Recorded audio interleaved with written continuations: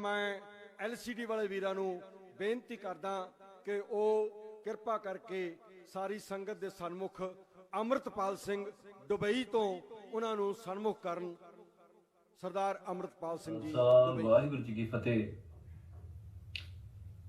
बरगाड़ी विखे जुड़ी समूह साध संगत जीओ, अज असी साडे कौमी शहीद भाई दीप सिद्धू उन्हां दी याद च इकट्ठे होए हैं, उन्हां दी याद च जुड़ बैठे हैं।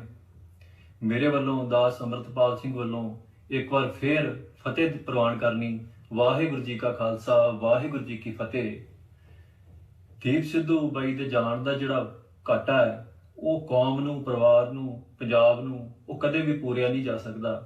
मन जदों दे वो गए ने सारी कौम दा मन वैरागमई है ते होना भी सी, क्योंकि जिहड़े दीप सिद्धू ने जिहड़ी चेतनता जिहड़ा संघर्ष पंजाब च कीता है वो पिछले 10-20 सालों दे विच नहीं सी होया। नौजवानों नूं लगन लग पिया सी कि साडी बांह फड़न वाला, साडी गल करन वाला ते साडे नाल बेबाकी नाल खड़न वाला कोई आगू साडे च आ गया।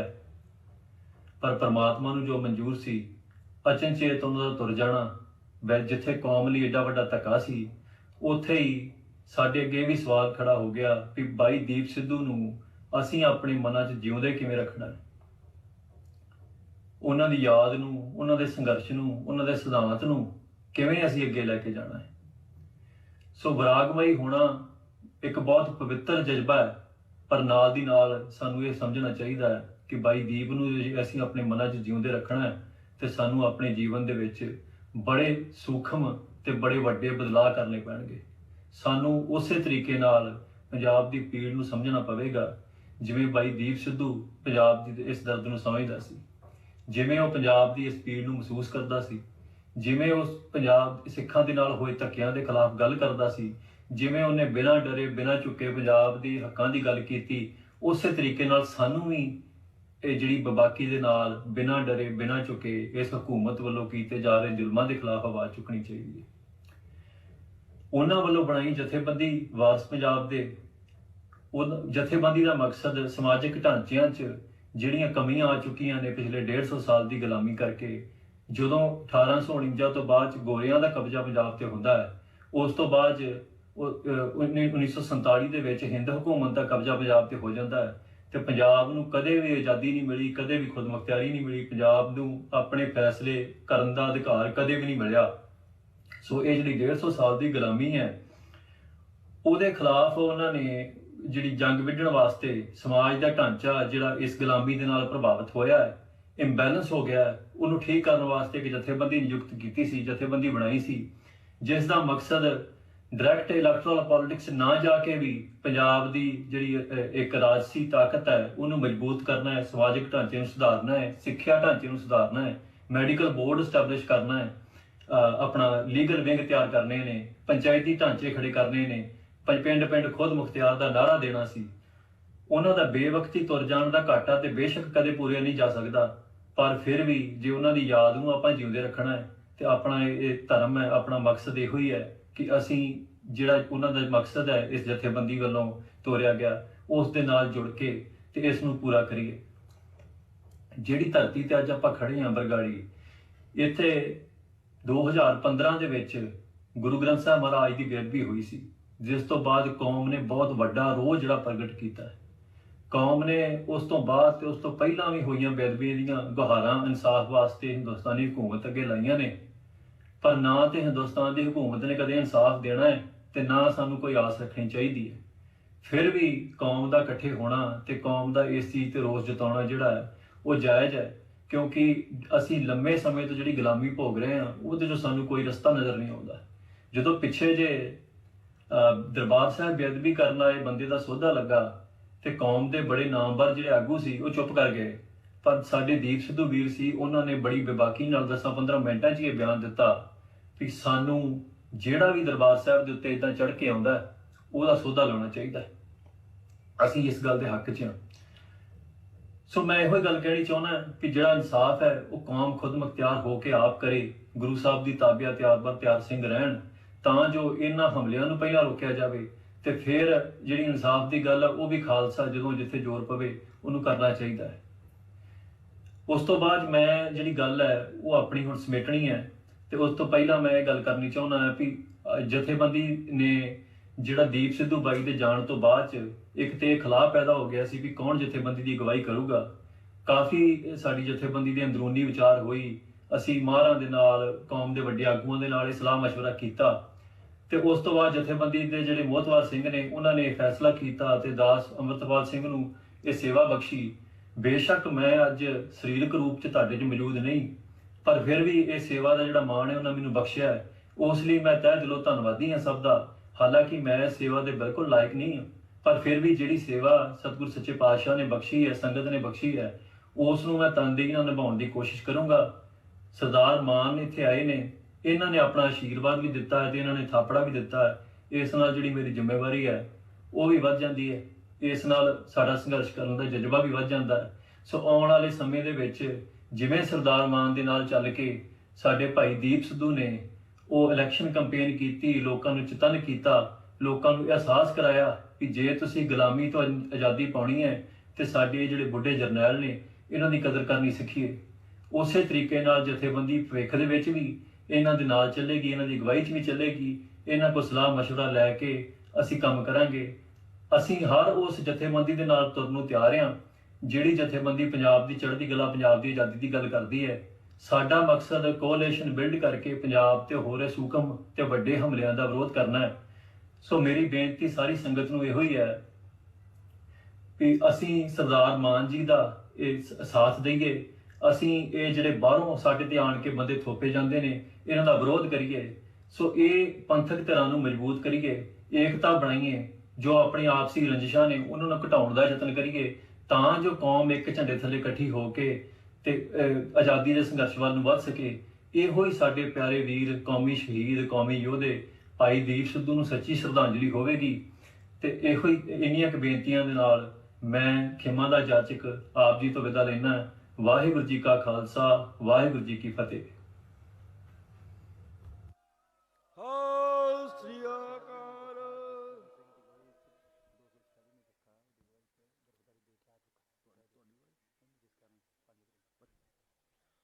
ਬਹੁਤ ਬਹੁਤ ਧੰਨਵਾਦ ਹੈ।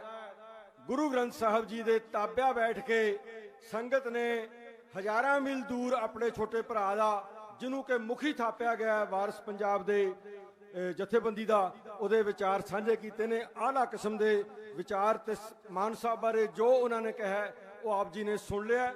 ਤੇ ਅੱਜ 246ਵਾਂ ਜਥਾ ਜਿਹੜਾ ਹੈ ਉਹ ਗ੍ਰਿਫਤਾਰੀ ਦੇ ਕੇ ਉਹ ਵੀ ਵਾਪਸ ਆ ਗਿਆ। ਕੱਲ 247ਵਾਂ ਜਾਏਗਾ।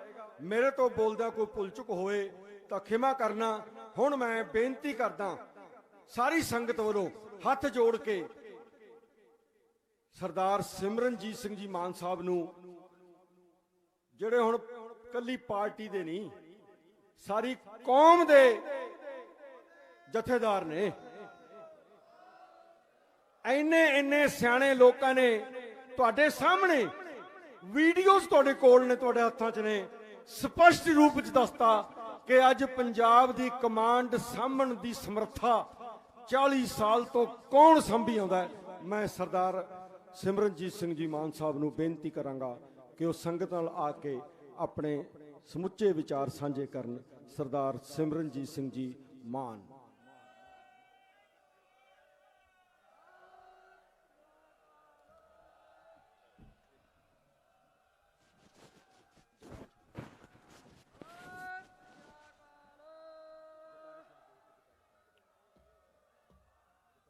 ਬੋਲੇ ਸੋ ਨਿਹਾਲ, ਬੋਲੇ ਸੋ ਨਿਹਾਲ।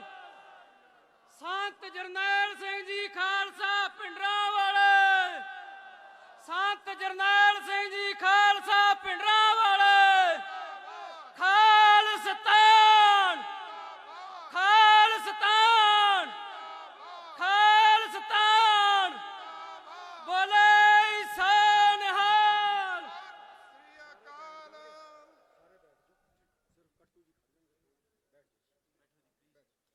ਮੇਰੇ ਕੋਲੇ ਖੜਨਗੇ।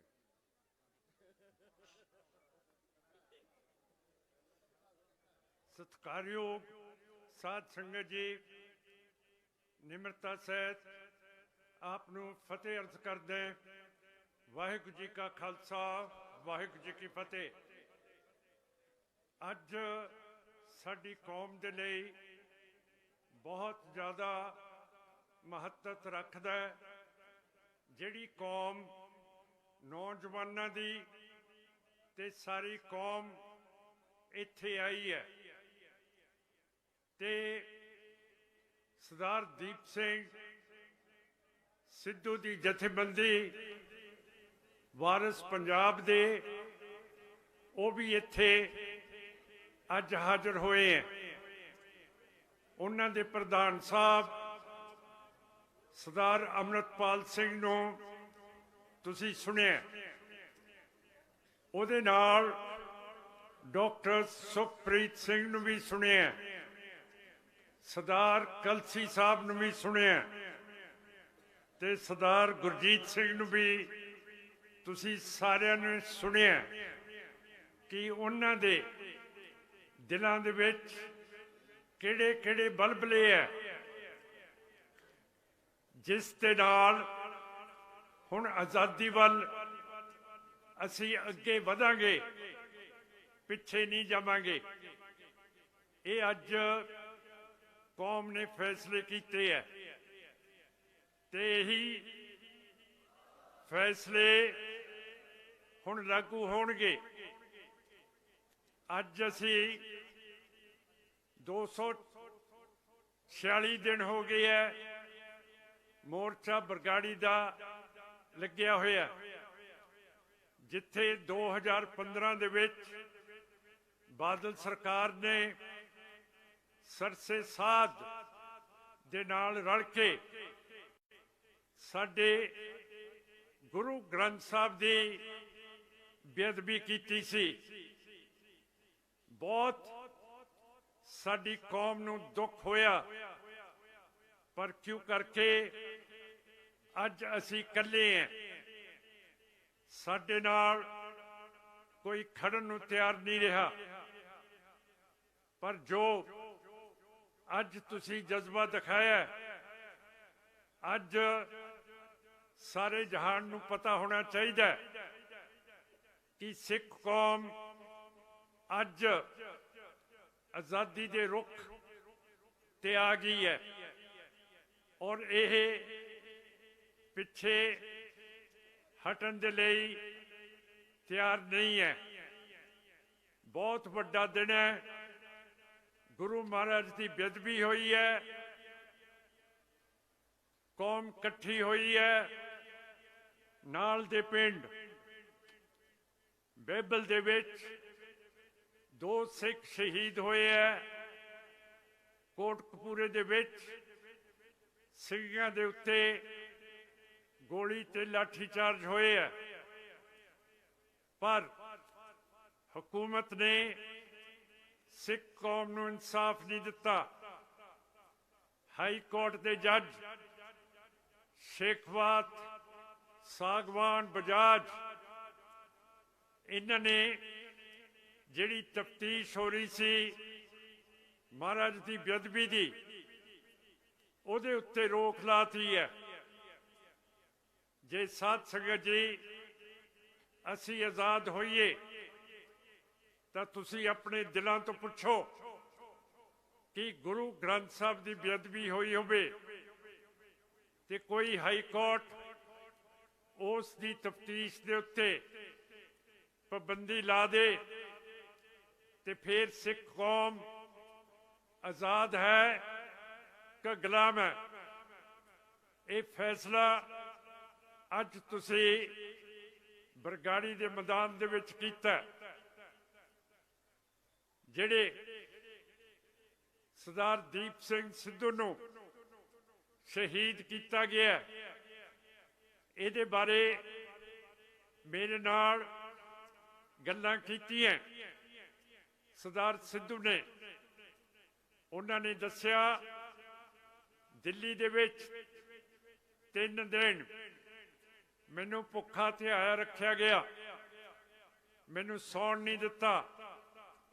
ਜਿੰਨੀਆਂ ਵੀ ਇੰਡੀਆ ਦੀਆਂ ਤਫਤੀਸ਼ੀ ਏਜੰਸੀਆਂ, ਜਸੂਸੀ ਏਜੰਸੀਆਂ ਮੇਰੀ ਪੁੱਛ-ਗਿੱਛ ਕਰਨ ਆਈਆਂ, ਪਰ ਮੈਨੂੰ ਇੱਕ ਚੀਜ਼ ਬਹੁਤ ਅਜੀਬ ਲੱਗੀ, ਜੋ ਕਰਕੇ ਮੈਂ ਵੀ ਪੁਲਿਸ ਦੇ ਵਿੱਚ ਰਿਹਾ।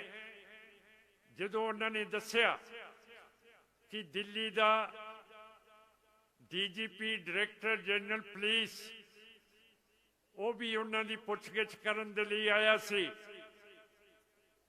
ਔਰ ਉਸ ਨੇ ਆਪਣੇ ਲਫ਼ਜ਼ਾਂ ਦੇ ਵਿੱਚ ਸਰਦਾਰ ਦੀਪ ਸਿੰਘ ਨੂੰ ਤਾੜਨਾ ਦਿੱਤੀ ਕਿ ਇਹ ਬਹੁਤ ਵੱਡਾ ਮੁਲਕ ਹੈ, ਬਹੁਤ ਤਕੜਾ ਮੁਲਕ ਹੈ, ਇਸ ਨੂੰ ਜੋ ਤੋੜਨ ਦੀ ਕੋਸ਼ਿਸ਼ ਕਰੂਗਾ ਉਸ ਦਾ ਨਤੀਜਾ ਉਸ ਨੂੰ ਭੁਗਤਣਾ ਪਊਗਾ।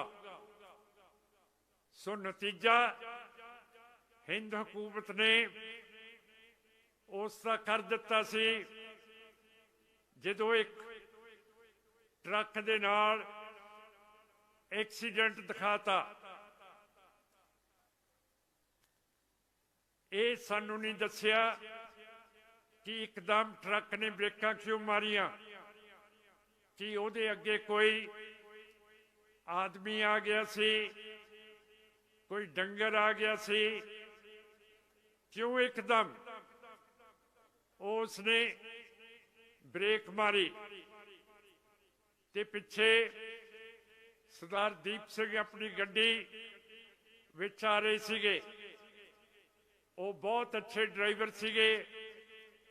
ਬੰਬੇ ਦੀਆਂ ਭੀੜੀਆਂ ਸੜਕਾਂ ਦੇ ਵਿੱਚ ਉਹ ਗੱਡੀ ਨੂੰ ਐ ਕੱਢ ਕੇ ਲੈ ਜਾਂਦੇ ਸੀਗੇ ਜਿਵੇਂ ਕੋਈ ਮਾਹਰ ਹੁੰਦਾ।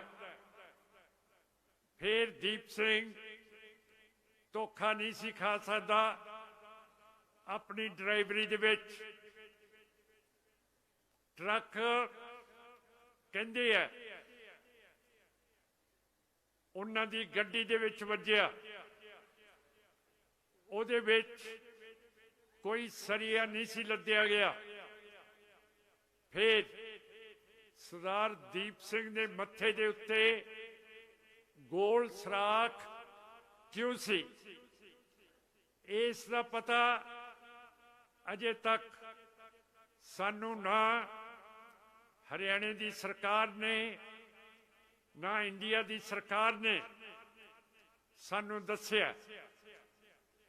ਐਡਾ ਵੱਡਾ ਹਾਦਸਾ ਹੋਇਆ ਹੋਵੇ, ਸਿੱਖਾਂ ਦਾ ਲੀਡਰ ਇੱਕ ਆਪਣੀ ਜਾਨ ਦੇ ਚੁੱਕਿਆ ਹੋਵੇ, ਕਿਸੇ ਅਖਬਾਰ ਨੇ, ਇੰਡੀਅਨ ਐਕਸਪ੍ਰੈਸ, ਟ੍ਰਿਬਿਊਨ ਨੇ, ਹਿੰਦੁਸਤਾਨ ਟਾਈਮਸ, ਟ੍ਰਿਬਿਊਨ ਨੇ ਕੋਈ ਲੇਖ ਨਹੀਂ ਲਿਖਿਆ ਕਿ ਇੱਕ ਐਡਾ ਵੱਡਾ ਸਿੱਖ ਲੀਡਰ ਅੱਜ ਸਾਡੇ ਵਿੱਚ ਨਹੀਂ ਰਿਹਾ। ਜੇ ਕੋਈ ਬਾਜ਼ਾਰ ਦਾ ਬਦਮਾਸ਼ ਮਰ ਜੇ ਤਾਂ ਸਫੇ ਇਹ ਅਖਬਾਰਾਂ ਭਰ ਦਿੰਦੀਆਂ। ਕਿਸੇ ਨੇ ਸਾਡੇ ਨਾਲ ਅਫਸੋਸ ਨਹੀਂ ਕੀਤਾ ਹੈਗਾ। ਫਿਰ ਪਤਾ ਹੋਣਾ ਚਾਹੀਦਾ ਕਿ ਅਸੀਂ ਇੱਕ ਅਲੱਗਾ ਕੌਮ ਹੈ। ਗੁਰੂ ਨਾਨਕ ਸਾਹਿਬ ਦਾ ਹੁਕਮ ਹੈ, ਨਾ ਅਸੀਂ ਹਿੰਦੂ ਨਾ ਅਸੀਂ ਮੁਸਲਮਾਨ। ਗੁਰੂ ਨਾਨਕ ਸਾਹਿਬ ਨੇ ਹਿੰਦੂ ਤੇ ਮੁਸਲਮਾਨ ਦੇ ਵਿਚਾਲੇ ਇੱਕ ਤੀਜਾ ਮਜ਼ਹਬ ਧਰਮ ਖੜਾ ਕਰਤਾ। ਪੈਗੰਬਰ ਧਰਮ ਉਚਾਰਦੇ ਹੈ, ਪਰ ਕਿਸੇ ਨੇ ਧਰਮ ਦੇ ਨਾਲ ਕੌਮ ਨਹੀਂ ਬਣਾਈ। ਗੁਰੂ ਨਾਨਕ ਸਾਹਿਬ ਨੇ ਨਵਾਂ ਧਰਮ ਤੇ ਨਵੀਂ ਕੌਮ ਪੈਦਾ ਕੀਤੀ ਹੈ। ਇਸ ਕਰਕੇ ਤੁਸੀਂ ਅੱਜ ਇੱਥੇ ਹਾਜ਼ਰ ਹੋਏ ਹੋ। ਸਾਡੇ ਉੱਤੇ ਜ਼ੁਲਮ ਬਹੁਤ ਹੋਏ ਹੈ, ਹੱਥ ਕੜੀਆਂ ਲਾਈਆਂ ਗਈਆਂ, ਜ਼ਲੀਲ ਕੀਤਾ ਗਿਆ। ਸਿੱਖਾਂ ਨੂੰ ਟੋਟੇ ਟੋਟੇ ਕਰਕੇ ਭਾਈ ਕੌਂਕੇ ਵਰਗਣ ਸਤਲੁਜ ਦਰਿਆ ਦੇ ਵਿੱਚ ਉਹਨਾਂ ਦੇ ਅੰਗ ਸੁੱਟੇ ਗਏ ਹੈ। ਇਨਕੁਆਇਰੀ ਹੋਈ ਹੈ, ਜ਼ਿੰਮੇਵਾਰ ਠਹਿਰਾਏ ਗਏ ਹੈ, ਪਰ ਕਿਸੇ ਸਰਕਾਰ ਨੇ ਕੋਈ ਉਹਨਾਂ ਦੇ ਉੱਤੇ ਦੋਸ਼ੀਆਂ ਨੂੰ ਫੜਿਆ ਨਹੀਂ, ਨਾ ਅਸਰ ਕੀਤਾ, ਜਿਹਦਾ ਮਤਲਬ ਹੈ ਸਾਡੀ ਕੌਮ ਨੂੰ ਇਹ ਲੋਕ ਟਿੱਚ ਕਰਕੇ ਸਮਝਦੇ ਹੈ। ਇਸ ਤਰ੍ਹਾਂ ਸਮਝਣਾ ਇਹਨਾਂ ਦੀ ਗਲਤੀ ਹੋ ਸਕਦੀ ਹੈ, ਪਰ ਸਿੱਖ ਕੌਮ ਖੜੀ ਹੈ, ਜਿੰਦਾ ਮੈਨੂੰ ਦਿਖ ਰਹੀ ਹੈ। ਬਾਬਾ ਦੀਪ ਸਿੰਘ ਨੇ ਕਿਹਾ ਸੀ ਕਿ ਲੀਕ ਖਿੱਚ ਦੇਣੀ ਹੈ, ਖਿੱਚਤੀ ਸੀ। ਭਾਈ ਦੀਪ ਸਿੰਘ ਨੇ ਕਿਹਾ ਕਿ ਲੀਕ ਖਿੱਚਾਂਗੇ, ਉਹ ਖਿੱਚੀ ਗਈ ਹੈ। ਭਾਈ ਦੀਪ ਸਿੰਘ ਦੇ ਸੰਸਕਾਰ ਦੇ ਉੱਤੇ, ਉਸ ਦੇ ਭੋਗ ਤੇ ਅੱਜ ਇਸ ਦੇ ਇਕੱਠ ਦੇ ਵਿੱਚ ਇਹ ਨਵਾਂ ਯੁੱਗ ਪੰਥ ਨੇ ਸਾਜ ਦਿੱਤਾ। ਇਹਨਾਂ ਤਿੰਨਾਂ ਮੌਕਿਆਂ ਦੇ ਉੱਤੇ ਕੋਈ ਰਵਾਇਤੀ ਅਕਾਲੀ, ਕੋਈ ਸਿੱਖ ਜਥੇਬੰਦੀ, ਕੋਈ ਸਮਾਜ ਆਈ ਨਹੀਂ ਹੈ, ਨਾ ਕਿਸੇ ਨੇ ਅਫਸੋਸ ਕੀਤਾ। ਸਿੱਖ ਜਥੇਬੰਦੀਆਂ ਨੇ 2017 ਦੇ ਵਿੱਚ ਆਮ ਆਦਮੀ ਪਾਰਟੀ ਨੂੰ ਵੋਟਾਂ ਪਾਈਆਂ, 2019 ਦੇ ਵਿੱਚ ਫਿਰ ਆਮ ਆਦਮੀ ਪਾਰਟੀ ਨੂੰ ਵੋਟਾਂ ਪਾਈਆਂ। ਸਾਡੀ ਦਮਦਮੀ ਟਕਸਾਲ ਨੇ ਕਿਹਾ ਕਿ ਸੰਤ ਸਮਾਜ ਤੇ ਦਮਦਮੀ ਟਕਸਾਲ, ਜਿਹਦੇ ਮੁਖੀ ਬਾਬਾ ਦੀਪ ਸਿੰਘ ਤੇ ਸੰਤ ਜਰਨੈਲ ਸਿੰਘ ਭਿੰਡਰਾਂਵਾਲੇ ਹੋਏ ਹੈ, ਉਹਨਾਂ ਨੇ ਨਿਰਦੇਸ਼ ਦਿੱਤਾ ਕਿ ਵੋਟ ਤੁਸੀਂ ਪਾਉਣੀ ਹੈ ਬਾਦਲ ਦਲ ਤੇ ਬੀਜੇਪੀ ਨੂੰ।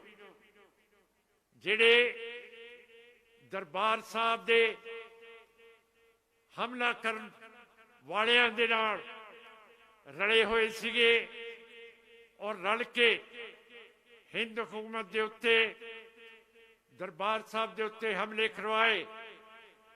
ਸਾਡੀ ਨਵੀਂ ਪੁੰਗਰ ਦੀ ਹੋਈ ਲੀਡਰਸ਼ਿਪ ਸੰਤ ਜਰਨੈਲ ਸਿੰਘ ਭਿੰਡਰਾਂਵਾਲਿਆਂ ਦੀ ਤੇ ਹਜ਼ਾਰਾਂ ਸਿੱਖ ਉੱਥੇ ਸ਼ਹੀਦ ਕਰ ਦਿੱਤੇ। ਕਿ ਟਕਸਾਲ ਨੇ ਬਾਦਲ ਦਲੀਆ ਨੂੰ ਤੇ ਬੀਜੇਪੀ ਨੂੰ ਵੋਟ ਪਾਉਣੀ ਸੀ। ਬੇਅਦਬੀਆਂ ਜਿਨ੍ਹਾਂ ਨੇ ਕੀਤੀਆਂ, ਇੱਥੇ ਬਰਗਾੜੀ ਦੇ ਵਿੱਚ 328 ਸਰੂਪ ਮਹਾਰਾਜ ਦੇ ਗਵਾ ਦਿੱਤੇ ਜਾਂ ਵੇਚਤੇ। ਕਿ ਇਹਨਾਂ ਲੋਕਾਂ ਨੂੰ ਤੁਸੀਂ ਵੋਟਾਂ ਪਵਾਈਆਂ ਕਿ ਅੱਜ ਬਾਬਾ ਦੀਪ ਸਿੰਘ ਤੇ ਸੰਤ ਜਰਨੈਲ ਸਿੰਘ ਭਿੰਡਰਾਂਵਾਲੇ ਸੋਚਦੇ ਹੋਣਗੇ ਕਿ ਸਾਡੀਆਂ ਕਮਾਈਆਂ ਕੀਤੀਆਂ ਹੋਈਆਂ ਕਿੱਥੇ? ਇਹ ਲੋਕਾਂ ਨੇ ਜਿਹੜੇ ਦੁਸ਼ਮਣ ਦੇ ਨਾਲ ਮਿਲ ਗਏ ਹੈ, ਇਹ ਕਿੱਥੇ ਉਹਨਾਂ ਨਾਲ ਜਾ ਖੜੇ ਹੈ। ਅੱਜ ਸਾਧ ਸੰਗਤ ਜੀ, ਸਾਡੇ ਲਈ ਬਹੁਤ ਵੱਡਾ ਦਿਨ ਹੈ। SCPC ਦੇ ਸਾਡੀ ਪਾਰਲੀਮੈਂਟ ਦੇ ਇਲੈਕਸ਼ਨ 11 ਸਾਲ ਤੋਂ ਨਹੀਂ ਹੋਏ, ਇਹ ਆਪਾਂ ਨੇ ਕਰਾਉਣੇ ਹੈ, ਕਿਉਂ ਕਰਕੇ ਅਸੀਂ ਜਮਹੂਰੀਅਤ ਪਸੰਦ ਹੈ। ਠੀਕ ਹੈ, ਮੈਂ ਐਲਾਨ ਕੀਤਾ ਸੀ ਕਿ ਜਿਹੜੇ ਯੂਕਰੇਨ ਦੇ ਵਿੱਚ ਸਿੱਖ ਡਾਕਟਰ ਹੈ, ਜਿਹੜੇ ਵੀ ਉੱਥੇ ਜ਼ਖਮੀ ਹੋਏ ਹੈ, ਉਹਨਾਂ ਦੀ ਸੇਵਾ ਕਰਨ। ਜਿਹੜੇ ਤਕੜੇ ਨੇ ਉਹ ਯੂਕਰੇਨ ਦੇ ਨਾਲ ਬੰਦੂਕ ਫੜ ਕੇ ਰੂਸ ਦਾ ਮੁਕਾਬਲਾ ਕਰਨ, ਕਿਉਂ ਕਰਕੇ ਸਾਡੇ ਵਿੱਚ ਰੰਜ ਹੈ ਕਿ ਰੂਸ ਨੇ ਇੰਡੀਆ ਦੇ ਨਾਲ ਰਲ ਕੇ 1984 ਦੇ ਵਿੱਚ ਦਰਬਾਰ ਸਾਹਿਬ ਦੇ ਉੱਤੇ ਹਮਲਾ ਕੀਤਾ ਸੀ। ਇਸ ਤਰ੍ਹਾਂ ਕਰਨ ਦੇ ਨਾਲ ਮੈਂ ਚਾਹੁੰਦਾ ਸੀ ਕਿ ਸਿੱਖਾਂ ਦਾ ਕੱਦ ਕਾਠ ਦੁਨੀਆ ਭਰ ਦੇ ਵਿੱਚ ਉੱਚਾ ਹੋਊਗਾ। ਜਿਵੇਂ ਸਿੱਖਾਂ ਨੇ ਸਾਰੀ ਦੁਨੀਆ ਦੇ ਵਿੱਚ ਬਿਮਾਰੀ ਫੈਲ ਗਈ ਸੀ ਕੋਵਿਡ ਦੀ, ਸਿੱਖ ਜਥੇਬੰਦੀਆਂ ਨੇ ਦਵਾਈਆਂ ਵੀ ਦਿੱਤੀਆਂ, ਰੋਟੀ ਲੰਗਰ ਵੀ ਦਿੱਤੇ, ਕਿੱਡਾ ਨਾਂ ਵੱਧ ਗਿਆ ਸੀ। ਕੱਲ ਨੂੰ ਲੜਾਈ ਖਤਮ ਹੁੰਦੀ ਹੈ, ਜਿਹੜੇ ਜਿੱਤਣ ਵਾਲੇ ਮੁਲਕ ਹੋਣਗੇ, ਜਿਵੇਂ ਸਰਦਾਰ ਸੁਖਪ੍ਰੀਤ ਸਿੰਘ ਨੇ ਕਿਹਾ ਕਿ ਜੰਗ ਤੋਂ ਬਾਅਦ ਮੇਜ਼ ਦੇ ਉੱਤੇ ਗੱਲਾਂ ਹੁੰਦੀਆਂ, ਤੇ ਸਾਧ ਸੰਗਤ ਜੀ ਉਸ ਵੇਲੇ ਸਿੱਖਾਂ ਦਾ ਨਾਮ ਵੀ ਲਿਆ ਜਾਊਗਾ ਕਿ ਸਿੱਖ ਵੀ ਖੜੇ ਸੀਗੇ ਰੂਸ ਦੇ ਜ਼ਬਰ ਦੇ ਖਿਲਾਫ।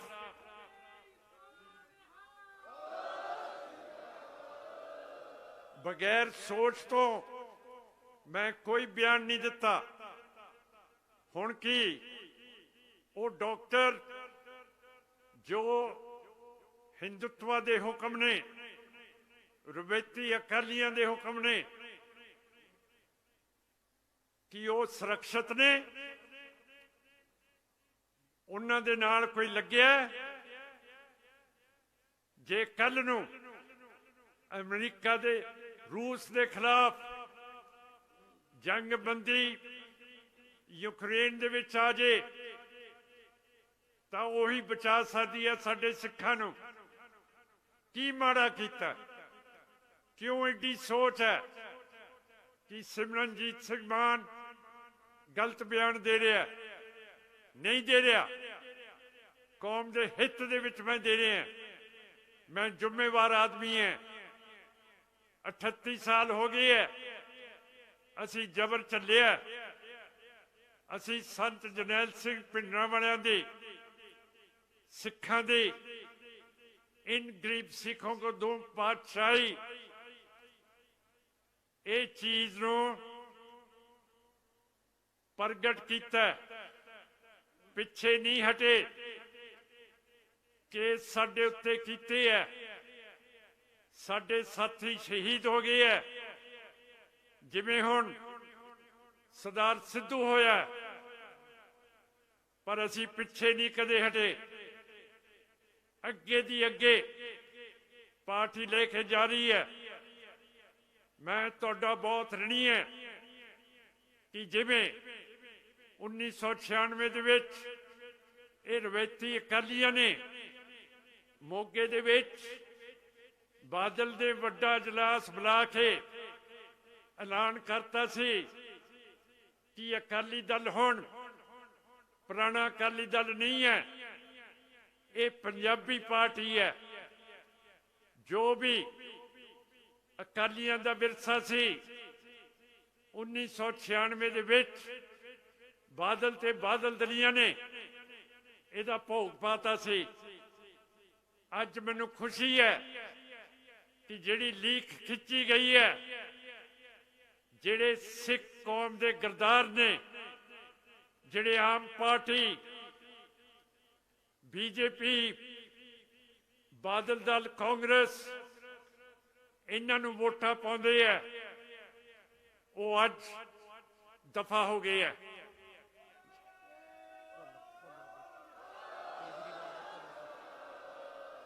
लीक खिंची गई है, ये लीक सही सी। क्यों करके आम आदमी पार्टी झूठ बोलती सी, केजरीवाल झूठ बोल रहा सी कि मैं सरदार भुल्लर नूं छड्ड दूंगा। हुण नवे फैसले दे विच उसे केजरीवाल ने कहा कि मैं सरदार भुल्लर नूं अजे रिहाई नहीं देनी। इस करके मेरी अपील है संगत नूं ਕਿ ਇਹ ਜਿਹੜੇ ਆਮ ਆਦਮੀ ਦੀ ਪਾਰਟੀ ਦੇ ਐਮਐਲਏ ਜਾਂ ਲੀਡਰ ਹੈ, ਇਹਨਾਂ ਨੂੰ ਪਿੰਡਾਂ ਦੇ ਵਿੱਚ ਨਾ ਵੜਨ ਦਿਓ। ਗਰਦਾਰਾਂ ਨੂੰ ਕਾਲੇ ਝੰਡੇ ਦਿਖਾਓ। ਜਿੰਨਾ ਚਿਰ ਬੇਅਦਬੀ ਦੇ ਮੁਲਜ਼ਮ ਸੈਂਟਰ ਦੀ ਸਰਕਾਰ ਫੜਦੀ ਨਹੀਂ, ਉਨਾ ਚਿਰ ਸਾਡਾ ਸਮਝੌਤਾ ਇਹਨਾਂ ਦੇ ਨਾਲ ਨਹੀਂ ਹੋ ਸਕਦਾ। ਇਹ ਬਿਲਕੁਲ ਸਾਫ਼ ਤੇ ਕਲੀਅਰ ਹੈ। ਤੁਹਾਨੂੰ ਫਿਕਰ ਹੁੰਦਾ ਹੈ ਕਿ ਮੇਰੇ ਨਾਲ ਗਨਮੈਨ ਨਹੀਂ, ਅੰਗ ਰਕਸ਼ਕ ਨਹੀਂ। ਆਹ ਦੇਖੋ ਮੇਰੇ ਕੋਲੇ ਖੜਾ 260 ਕਿਲੋ ਦਾ ਸਿੰਘ ਹੈ। ਹੁਣ ਨਹੀਂ ਘਬਰਾਉਣਾ ਕਿ ਮੇਰੇ ਨਾਲ ਕੋਈ ਹੈ ਨਹੀਂਗਾ। ਆਹ ਦੇਖੋ, ਤੇ ਇੱਥੇ ਗੁਰੂ ਗ੍ਰੰਥ ਸਾਹਿਬ ਹੈ, ਤੇ ਇੱਥੇ ਆਪਣੀ ਪਾਰਟੀ ਹੈ, ਤੇ ਸਰਦਾਰ ਅੰਮ੍ਰਿਤਪਾਲ ਸਿੰਘ ਹੈ, ਤੇ ਸਾਡੀ ਵਿਰਾਸਤ ਹੈਗੀ ਹੈ। ਅਸੀਂ ਇਕੱਲੇ ਨਹੀਂ ਹੈ, ਲੀਕ ਖਿੱਚੀ ਗਈ ਹੈ। ਹੁਣ ਆਪਾਂ ਅੱਗੇ ਹੀ ਅੱਗੇ ਜਾਵਾਂਗੇ, ਪਿੱਛੇ ਨਹੀਂ ਮੁੜਦੇ। ਤੇ ਸਿੱਖ ਮਰਿਆਦਾ ਦੇ ਮੁਤਾਬਿਕ ਜਿਸ ਨੂੰ ਹਕੂਮਤ ਉਸ ਨੂੰ ਇਸ ਧਰਤੀ ਤੋਂ ਅਲਵਿਦਾ ਕਰਵਾ ਦੇ, ਉਹ ਹਮੇਸ਼ਾ ਸਿੰਘਾਂ ਦਾ ਸ਼ਹੀਦ ਹੁੰਦਾ ਹੈ। ਸਰਦਾਰ ਸਿੱਧੂ ਦੀ ਫੋਟੋ ਸਾਡੇ ਮਿਊਜ਼ੀਅਮ ਅਜਾਇਬ ਘਰ ਦੇ ਵਿੱਚ ਲੱਗੂਗੀ।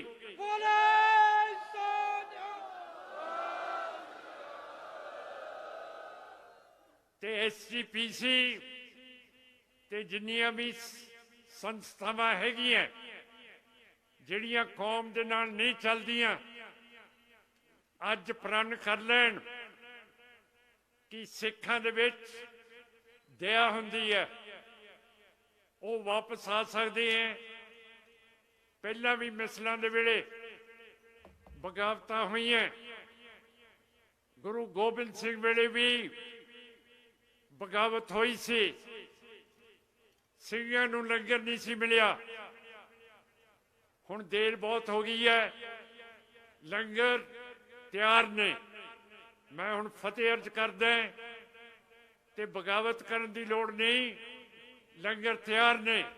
ਵਾਹਿਗੁਰੂ ਜੀ ਕਾ ਖਾਲਸਾ, ਵਾਹਿਗੁਰੂ ਜੀ ਕੀ ਫਤਿਹ। ਤੇ ਨੌਜਵਾਨਾਂ ਨੂੰ ਅਸੀਂ ਆਪਣੀ ਹਿੱਕ ਤੇ ਚਾੜ ਕੇ ਰੱਖਾਂਗੇ। ਫਤਿਹ।